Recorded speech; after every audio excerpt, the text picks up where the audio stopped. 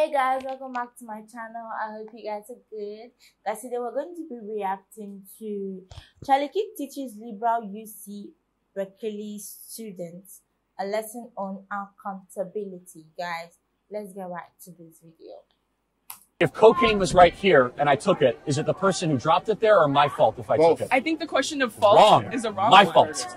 It's my fault if I take it. But See, then I what do you take it? believe that people are responsible for their own decisions, not society. Exactly, but black communities have been redlined for centuries. So families and black Wait, so men black people are too stupid to know otherwise not take drugs? Is that your argument? No, that's your argument. No, your argument is that black people are too stupid and like drugs come, they must use them. Exactly, they've been redlined to communities and then That's the your drugs are argument. being brought into No, these communities. I believe they're being overexposed to it, So, and thus they're more first of likely all, to take it. so to your Same point- with white people. You know, so many white people at Berkeley do cocaine too, right? So your point, How are we they don't have different? enough people in prison, okay? So They don't have enough? we under-incarcerate rapists, under-incarcerate sexual That's what I offenders. say? Average rapist gets 3.5 years in prison. 3.5 years. Rapists should get prison to life and castration. We under-imprison people. We probably over-imprison people for some drug possession crimes. You and I could find agreement on that. Okay. Not drug dealing. And those crimes happen to fall along racial lines. So No, they don't. No, they don't. So blacks But the commit more crimes than FBI white has people. statistics behind both, So I'm Hispanic too as well. Well, look, blacks commit more crimes than white people. Don't want to say it out loud. It's just the way it works. No. Blacks, So then my question is why? blacks kill. Why? Because they don't have fathers in the home.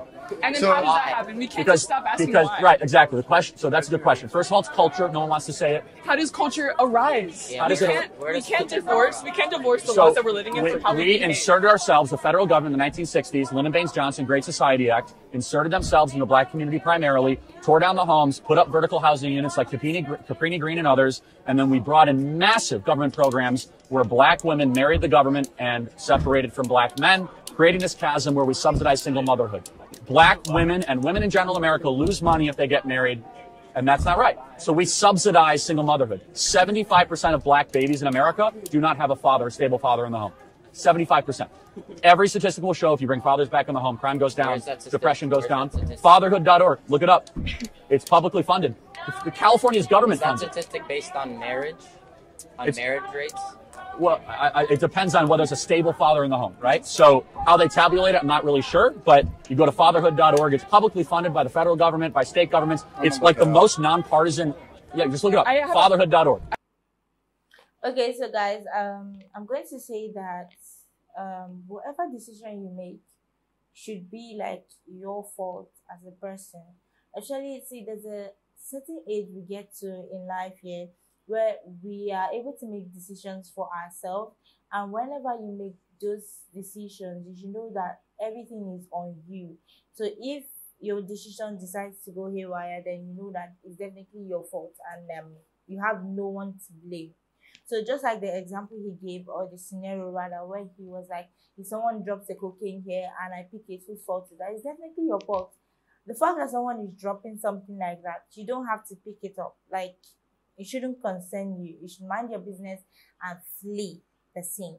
But you decide to pick it up, so it's definitely your fault. I mean, if they catch you with it, they're definitely going to get you arrested.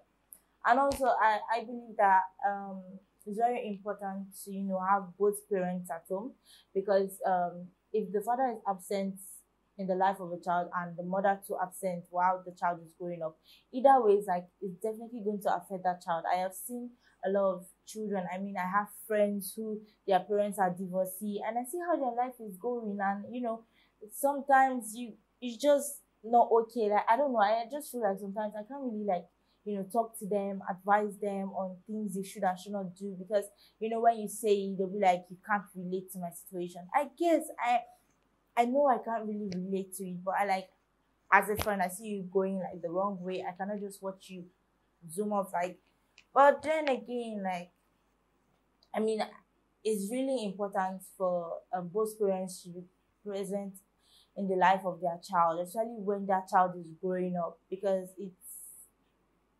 it's a whole lot. Trust me, it's a whole lot. I mean, when it comes to the black community, you see that the crime rates are so high, especially when it comes from teenagers and all that. Because why? I'm going to check. Honestly, their fathers are not at home.